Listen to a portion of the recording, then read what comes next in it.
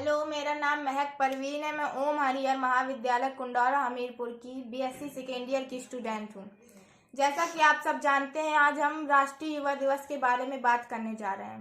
पूरे विश्व में भारत को युवाओं का देश कहा जाता है। राष्ट्र निर्माण में युवाओं की एक अहम भूमिका होती है।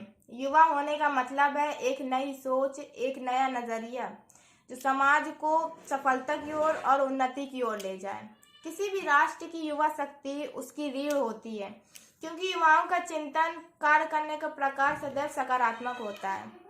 वे किसी अवरोध की चिंता नहीं करते, बस केवल आवश्यकता है तो उन्हें दिशा प्रदान करने की, उनकी ऊर्जा को सकारात्मक राय दिखाने की और समय का सदुपयोग करने का।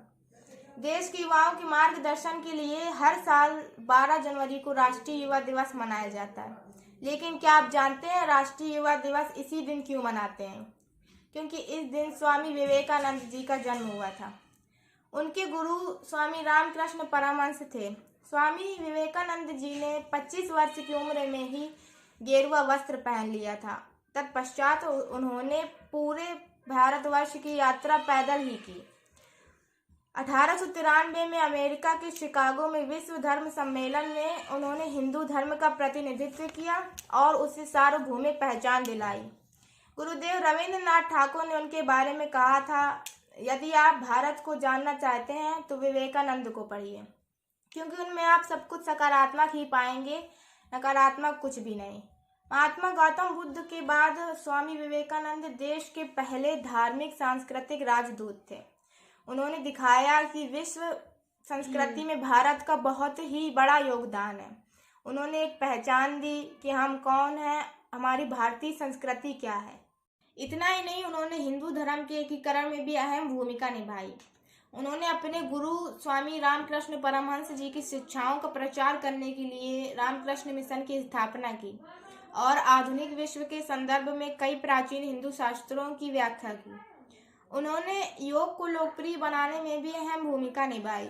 उन्होंने युवाओं को चरित्र निर्माण की ओर प्रेरित किया और कहा, मनुष्य को महान बनने के लिए संदेह, ईर्ष्या और द्वेष छोड़ना होगा। साथ ही साथ उनका यह भी मानना था कि आत्माओं का कोई लिंग नहीं होता है, अर्थात समाज में महिलाओं का वही स्थान और वही सम्मान होना चाहिए जो कि पुरुषों का होता है। इसमें कोई संदेह की बात नहीं है कि स्वामी विवेकानंद जी ने भारतीय संस्कृति को राष्ट्रीय तथा अंतर्राष्ट्रीय मंच पर पहचान दी।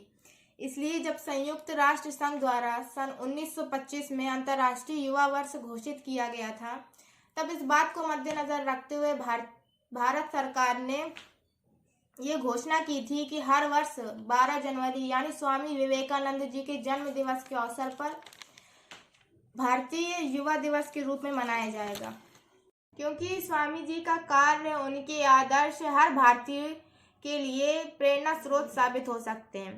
स्वामी विवेकानंद जी ने भविष्यवाणी की थी कि वे 40 वर्ष की आयु को प्राप्त नहीं कर पाएंगे, और उनकी बात सच तब साबित हुई जब 4 जुलाई 1902 को वे 39 वर्ष के थे, तब उन्होंने अपने प्राण त्याग दिए।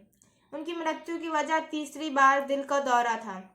एक बार स्वामी विवेकानंद जी विदेश गए, जहां उनसे मिलने के लिए बहुत सारे लोग आए हुए थे। उन लोगों ने स्वामी विवेकानंद जी से हाथ मिलाने के लिए अपना हाथ आगे किया और अंग्रेजी में बोला, हेलो। तब स्वामी जी ने बड़ी ही विनम्रता से अपने दोनों हाथ जोड़े और उसका जवाब दिया, नमस्ते। तब वहाँ मौजूद लोगों को लगा कि शायद स्वामी जी को अंग्रेजी नहीं आती है, तो वहाँ से एक व्यक्ति आया और उसने बोला, और आप कैसे हैं? तब स्वामी जी ने उसका जवाब दिया, I am fine, thank you. तब वहाँ खड़े सभी लोग बड़े आश्चर्यचकित हो गए और उन्होंने स्वामी जी से पूछा, जब हमने आपसे सवाल इंग्लिश में पूछा था तब आपने उसका जवाब हिंदी में दिया, और जब हमने आपसे सवाल हिंदी में पूछा तब आपने उसका जवाब अंग्रेजी में दिया, इसका क्या कारण है?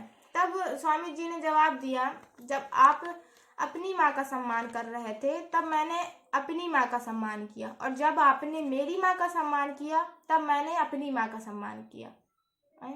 ये कहा। तब स्वामी जी ने जवाब दिया, जब आप अपनी माँ का सम्मान कर रहे थे तब मैंने अपनी माँ का सम्मान किया, और जब आपने मेरी माँ का सम्मान किया तब मैंने आपकी माँ का सम्मान किया। इसलिए उनका प्रत्येक भारतीय के लिए यह संदेश था, उठो जागो और तब तक मत रुको जब तक लक्ष्य की प्राप्ति ना हो जाए। तो इसीलिए हर वर्ष 12 जनवरी को राष्ट्रीय युवा दिवस के रूप में मनाया जाता है। Thank you.